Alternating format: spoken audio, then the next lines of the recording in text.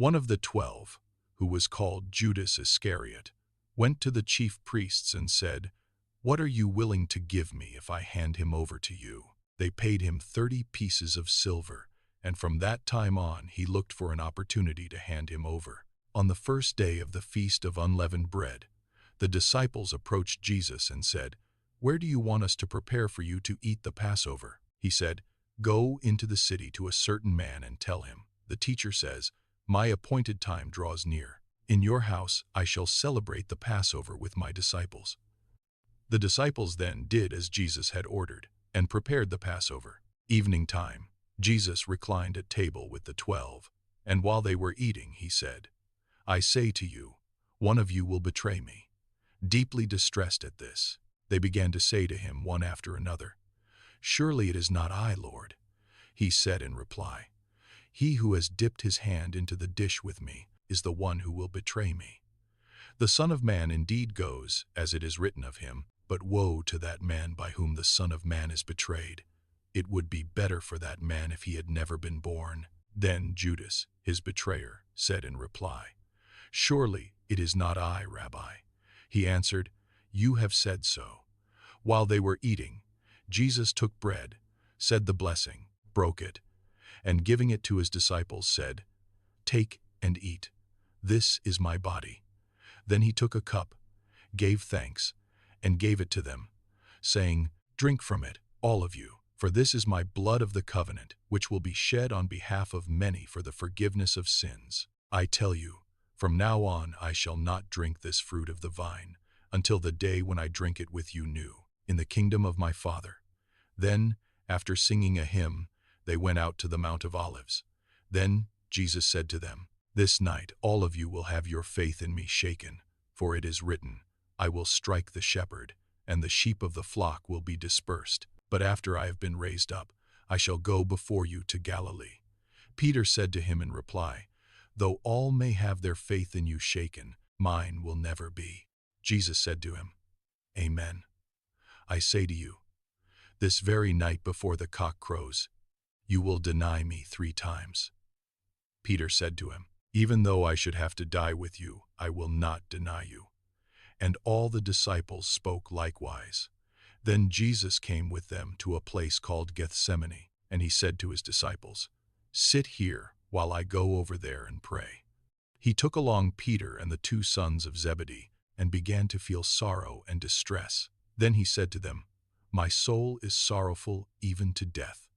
Remain here and keep watch with me." He advanced a little and fell prostrate in prayer, saying, "My Father, if it is possible, let this cup pass from me. Yet not as I will, but as you will." When he returned to his disciples, he found them asleep. He said to Peter, "So you could not keep watch with me for 1 hour? Watch and pray that you may not undergo the test. The spirit is willing, but the flesh is weak." Withdrawing a second time, he prayed again, "My Father, if it is not possible that this cup pass without my drinking it, your will be done." Then he returned once more and found them asleep, for they could not keep their eyes open. He left them and withdrew again, and prayed a third time, saying the same thing again. Then he returned to his disciples and said to them, "Are you still sleeping and taking your rest?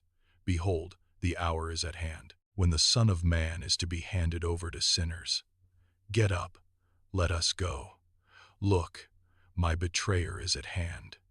While he was still speaking, Judas, one of the 12, arrived, accompanied by a large crowd, with swords and clubs, who had come from the chief priests and the elders of the people. His betrayer had arranged a sign with them, saying, "The man I shall kiss is the one. Arrest him." Immediately he went over to Jesus and said, "Hail, Rabbi," and he kissed him. Jesus answered him, "Friend, do what you have come for." Then, stepping forward, they laid hands on Jesus and arrested him. And behold, one of those who accompanied Jesus put his hand to his sword, drew it, and struck the high priest's servant, cutting off his ear. Then Jesus said to him, "Put your sword back into its sheath, for all who take the sword will perish by the sword. Do you think that I cannot call upon my Father and he will not provide me at this moment with more than 12 legions of angels? But then how would the scriptures be fulfilled which say that it must come to pass in this way? At that hour Jesus said to the crowds, "Have you come out as against a robber, with swords and clubs to seize me? Day after day I sat teaching in the temple area, yet you did not arrest me. But all this has come to pass that the writings of the prophets may be fulfilled." Then all the disciples left him and fled. Those who had arrested Jesus led him away to Caiaphas the high priest, where the scribes and the elders were assembled. Peter was following him at a distance, as far as the high priest's courtyard, and going inside he sat down with the servants to see the outcome. The chief priests and the entire Sanhedrin kept trying to obtain false testimony against Jesus in order to put him to death, but they found none, though many false witnesses came forward. Finally, two came forward who stated, "This man said, 'I can destroy the temple of God, and within 3 days rebuild it.'" The high priest rose and addressed him, "Have you no answer? What are these men testifying against you?" But Jesus was silent. Then the high priest said to him, "I order you to tell us under oath before the living God whether you are the Christ, the Son of God." Jesus said to him in reply, "You have said so. But I tell you, from now on you will see the Son of Man seated at the right hand of the power and coming on the clouds of heaven." Then the high priest tore his robes and said, "He has blasphemed. What further need have we of witnesses? You have now heard the blasphemy. What is your opinion?" They said in reply, "He deserves to die." Then they spat in his face and struck him, while some slapped him, saying, "Prophesy for us, Christ, who is it that struck you?" Now Peter was sitting outside in the courtyard. One of the maids came over to him and said, "You too were with Jesus the Galilean." But he denied it in front of everyone, saying, "I do not know what you are talking about." As he went out to the gate, another girl saw him and said to those who were there, "This man was with Jesus the Nazarene." Again he denied it with an oath, "I do not know the man." A little later the bystanders came over and said to Peter, "Surely you too are one of them. Even your speech gives you away." At that he began to curse and to swear, "I do not know the man." And immediately a cock crowed. Then Peter remembered the words that Jesus had spoken, "Before the cock crows, you will deny me 3 times." He went out and began to weep bitterly. When it was morning, all the chief priests and the elders of the people took counsel against Jesus to put him to death.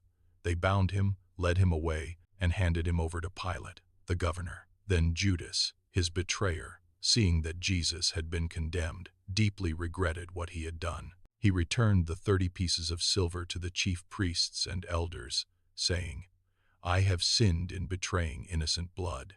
They said, "What is that to us? Look to it yourself."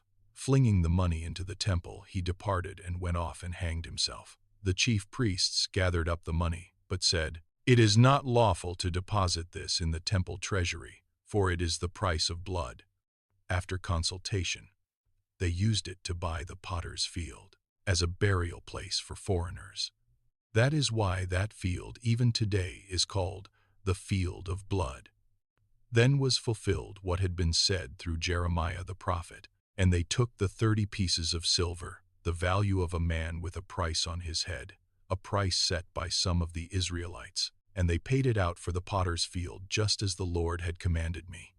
Now Jesus stood before the governor, and he questioned him, "Are you the king of the Jews?" Jesus said, "You say so."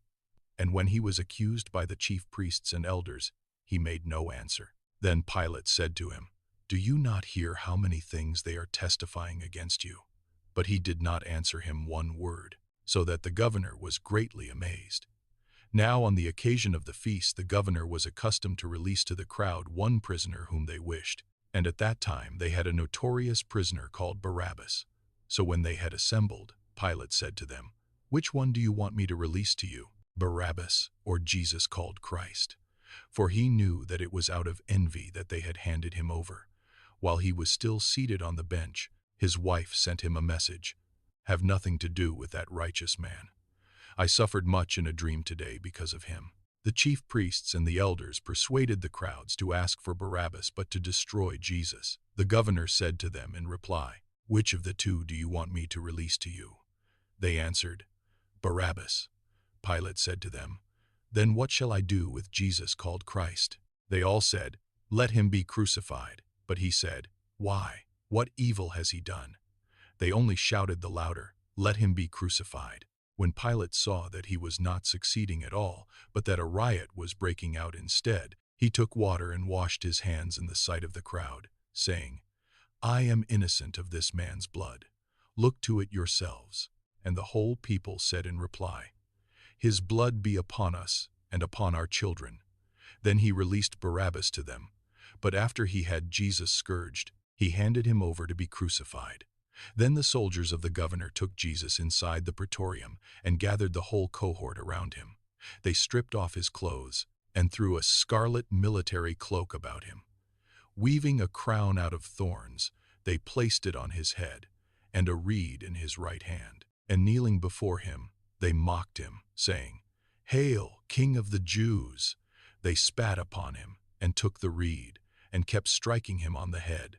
And when they had mocked him, they stripped him of the cloak, dressed him in his own clothes, and led him off to crucify him. As they were going out, they met a Cyrenian named Simon. This man they pressed into service to carry his cross. And when they came to a place called Golgotha, which means place of the skull, they gave Jesus wine to drink mixed with gall. But when he had tasted it, he refused to drink. After they had crucified him, they divided his garments by casting lots. Then they sat down and kept watch over him there. And they placed over his head the written charge against him: "This is Jesus, the King of the Jews." 2 revolutionaries were crucified with him, one on his right and the other on his left. Those passing by reviled him, shaking their heads and saying, "You who would destroy the temple and rebuild it in 3 days, save yourself, if you are the Son of God, and come down from the cross." Likewise, the chief priests with the scribes and elders mocked him and said, "He saved others, he cannot save himself. So he is the King of Israel. Let him come down from the cross now, and we will believe in him. He trusted in God. Let him deliver him now if he wants him. For he said, 'I am the Son of God.'" The revolutionaries who were crucified with him also kept abusing him in the same way. From noon onward, darkness came over the whole land until 3 in the afternoon. Then Jesus cried out in a loud voice, "Eli, Eli, lema sabachthani," which means, my God, why have you forsaken me?" Some of the bystanders who heard it said, "This one is calling for Elijah." Immediately one of them ran to get a sponge. He soaked it in wine, and putting it on a reed, gave it to him to drink. But the rest said, "Wait, let us see if Elijah comes to save him." But Jesus cried out again in a loud voice, and gave up his spirit.